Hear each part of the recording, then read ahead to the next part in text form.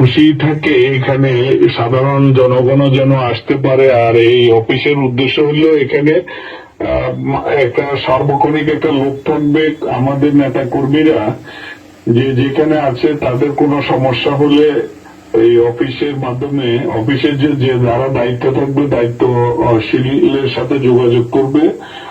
আমরা রাজনীতিটা করব, এখানে পকেট নীতি হবে না। আসলে রাজনীতি হয়ে গেছে এখন পকেট নীতি। রাজনীতি করলে অর্থ উপার্জন করা যায়। বিএনপি এখনো ক্ষমতায় আসে নাই, কিন্তু কিছু কিছু মানুষ মনে করতেছে বিএনপি ক্ষমতায় চলে আসছে, এখন ধরে নাও মেরে নাও দখল চাঁদাবাজি এগুলোর ঊর্ধ্বে থেকে রাজনীতি করতে হবে। আর রাজনীতি করতে হবে ত্যাগের জন্য, ভোগের জন্য নয়। এই জিনিসটা আমাদের নেতৃবৃন্দর মধ্যে এই মনোভাব থাকতে হবে যে আমরা সেবা দিব। আমাদের নেতা তারেক রহমান সারা বাংলাদেশে আমাদের নেতৃবৃন্দদেরকে নির্দেশ দিয়েছেন মানুষের মনের সাথে, মানুষের হৃদয়ের সাথে সম্পর্ক গড়ে তুলতে হবে, মানুষের মন জয় করে রাজনীতি করতে হবে।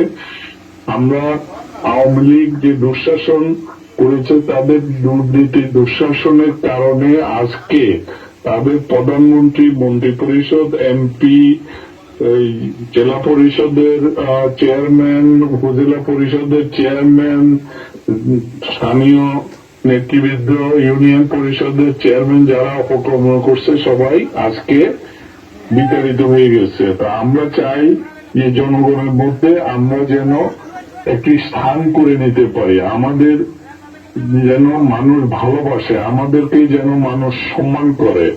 এই মনোভাব নিয়ে আমরা রাজনীতি করব।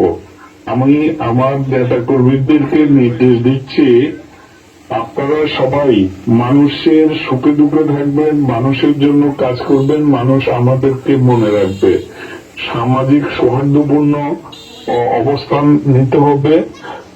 আওয়ামী লীগের যারা অপশাসন করেছে, দুর্নীতি করেছে, আমাদের নেতা কর্মীদেরকে হয়রানি করছে, তারা ব্যতীত অন্যদেরকে তাদের সাথে কোনো সামাজিকতা থাকবে না তাদের। আর যারা মিথ্যা মামলা দিয়েছে আমাদের বিরুদ্ধে, ওই মিথ্যা মামলা বাদী এবং সাক্ষীদের বিরুদ্ধে আমাদেরকেও মামলা মোকদ্দমা দিতে হবে।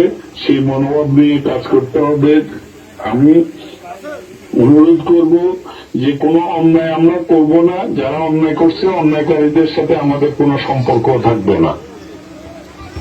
যে যে দলে করছে, কিন্তু যারা অন্যায়কারী, বিএনপির যারা অন্যায়ের সাথে থাকবে, যারা দুষ্কর্মের সাথে থাকবে, তারা আমার সাথে বা আমার অনুসারীদের সাথে, আমার দলের সাথে তারা থাকতে পারবে না।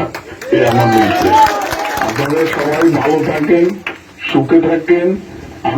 আমার জন্য দোয়া করবেন। আমার মেয়ের জামাই আজকে 1 বছর অসুস্থ, আমার স্ত্রী প্রায় আজকে 1 বছরের বেশি এই আমেরিকাতে আছে।